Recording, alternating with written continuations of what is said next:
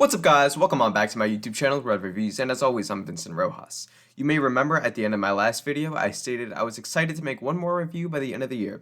Well, I'm actually making 2 reviews. I wasn't planning on making this review, but I happened to see this movie on short notice, and so this video was born. I'm still making the other review though, so Merry Christmas. So of course, today I'm talking about Godzilla Minus One, or if you prefer, Gojira Minus One. This is the new film by Toho celebrating 70 years of the Big Lizard, which actually isn't 70 years until 2024, but this film is written and directed by Takashi Yamazaki and stars Ryunosuke Kamiki, Minami Hamabe, Yuki Yamada, Munetaka Aoki, Hidetaka Yoshioka, Sakura Ando, and Kuranosuke Sasaki. Yes, I nailed it. In this movie, pilot Koichi Shikishima encounters a terrifying threat towards the end of World War II, one that manifests itself in the form of giant lizard Godzilla. Getting into the review right off the bat, I'm gonna come right out and say I am not the biggest Godzilla fan. I haven't seen any of the Toho films except, of course, for this one, but I have seen all of the recent American Godzilla MonsterVerse films, although I haven't seen the Monarch Legacy of Monsters show on Apple TV+.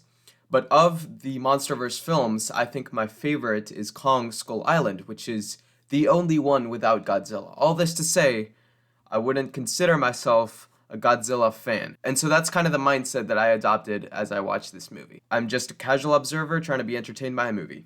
That being said, I really like this movie. I thought it was executed quite well, and what especially surprised me was how invested I was in the human characters. And that is something I can't say about the Godzilla movies that I've seen. In those movies, the humans are always the least interesting part. I just usually want to stop seeing the human characters and get to the monsters fighting. That's the other thing. In this movie, it's only Godzilla. No Rodan, Mothra, King Ghidorah, or Mechagodzilla. And Godzilla is very different from the American version. In that one, he felt more like a hero. This one feels a whole lot more like a monster who's just going to destroy everything in its path, as I think the more traditional Godzilla should feel. By contrast, in this movie, the human characters are the entire core of the film, and they were super interesting to watch. The main character, Koichi, is an extremely interesting character, and I was really invested in him and his interactions with other people. Also, this guy, Kenji Noda, he's like the best, alright? He's my homie. I don't know why I like this guy so much. I think it's the hair. Moving on, the design for Godzilla himself is pretty great. I like it a whole lot more than the American one. He's a lot spikier and more beady-eyed. He's honestly kind of creepy looking, and it makes this movie an honest-to-God monster movie, which I like. I like monster movies. I'm not gonna lie, his introduction at the start of the movie gave me some pretty serious chills, alright? His scream is really piercing, especially when seen in a theater. And I mean, overall, his design is really well done. I also like the way his spikes pop out when he's charging up his heat ray, and then they retract when he blasts it. That's a nice detail, and it looks really satisfying too. That's one thing I noticed, that they call it a heat ray in this movie, which is a neat little touch. I always called it the atomic breath, but I like that they refer to it as a heat ray here. One thing I was not expecting is that he grows bigger from the start of the movie compared to later on, which is cool. When he's introduced all menacing-like and everything, I remember thinking he looks cool and all, but he's like a little small. But then later he's taller than buildings, as Godzilla should. That's a good move on the filmmaker's part. I approve. Apparently, the budget for this movie was under $15 million, which is insane. I honestly couldn't really tell. The budget is extremely well used. Some shots of Godzilla are clearly meant to save on the budget, but it doesn't ever compromise on his ferocity, which is very good. Some of the scenes where Godzilla is throwing stuff around in a crowded city looks like the movie had an insane budget, but it didn't, which is crazy. The smaller budget just shows a little bit when it's just his foot on screen and it kind of comes into frame in an awkward sort of manner, but it's something that you don't realize unless you're looking for it, as I was, but whatever. I'm a film critic. I'm not an average peasant moviegoer. The flip side of these awkward shots are that the budget is saved for those full-body Godzilla shots, which are really well done. He looks really realistic, and there's one shot in particular right at the climax of the movie when it's a frontal shot of Godzilla charging his heat ray that's so good, it gave me chills. Speaking of that climax, it is great. The plan to kill Godzilla is extremely smart and ingenious, and I really like it when characters use their brains in movies and are actually smart. Like this guy, who came up with the plan. The music during this climax also pops off. I wasn't really paying attention to it before, but Naoki Sato's music is really good during the climax in particular. There's also some good character stuff going on in the climax that I'll talk about in the spoiler section later in this review. The visuals in general are super good. There's a few instances that made me go, wow. There's a part in the movie where there's a bunch of dead fish that are ominously surrounding a boat, or there's a shot of two boats circling Godzilla, or that frontal shot at the climax I just mentioned. The cinematography is just really good in the film in general. Gozo Shibasaki should be proud. It's not like groundbreaking stuff or anything, but I can tell that there was genuine thought put into the movie's shot structure, which is appreciated.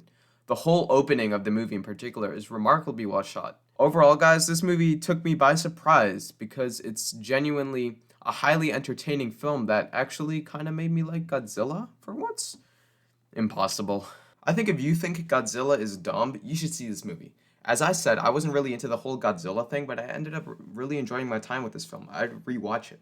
I know with certainty I won't be able to accept the new American Godzilla x Kong, the new Empire movie coming next year, as easily after having seen this. The last thing I want to talk about before ending the spoiler-free section of the review is, what does that name mean?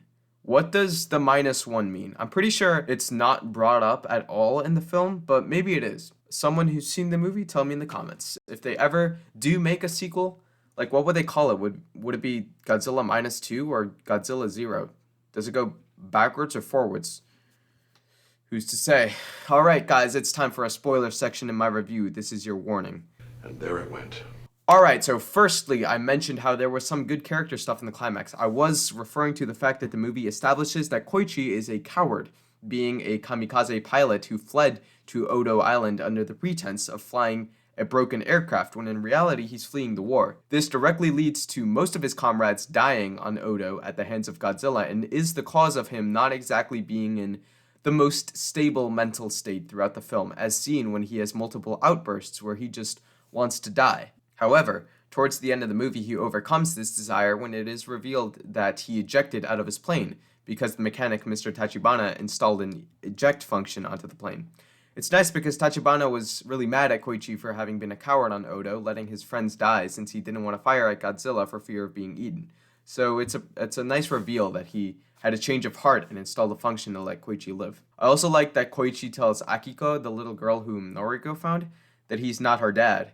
But after Noriko's death, he calls her Akiko's mother. It was a nice, subtle touch that I picked up on with my super perceptive skills. Also, when Kenji and Yoji leave Shiro, the youngest of the crew, behind so that he can live to rebuild Japan, I felt a little bit, it was bittersweet. I felt it was bittersweet. The line, "We leave the future to you," is a good line. I approve of this line. Finally, I very much disliked the fact that Noriko survived. I think her character should have stayed dead. Her death was a really good motivator for Koichi to take part in the fight against Godzilla at the climax, and her death sort of pulls that back, which I don't think was a very good move. One thing I did notice was that she had a black mark on her neck that was kind of moving and spreading at the end of the movie.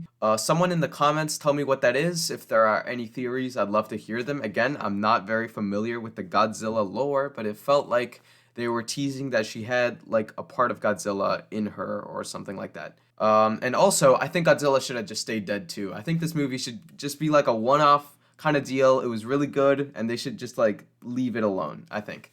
Although I will absolutely go see a sequel if that ever comes out. But I kind of just like the idea that the humans just actually won for once. And the plan went well and it worked and Godzilla is dead.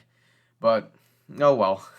I'm putting this next part in the spoiler section because I don't know if this is like common knowledge or anything. But Godzilla regenerating super quickly was really unexpected and a pretty cool idea. He's basically utilizing Wolverine levels of accelerated healing. And so apparently he can regenerate as long as there's like a single chunk of him out there. He can just grow back. Alright, that about wraps up what I wanted to talk about in the spoiler section. Thank you if you watched my video all the way through. Again, there is one more review coming before the end of the year, so be on the lookout for that.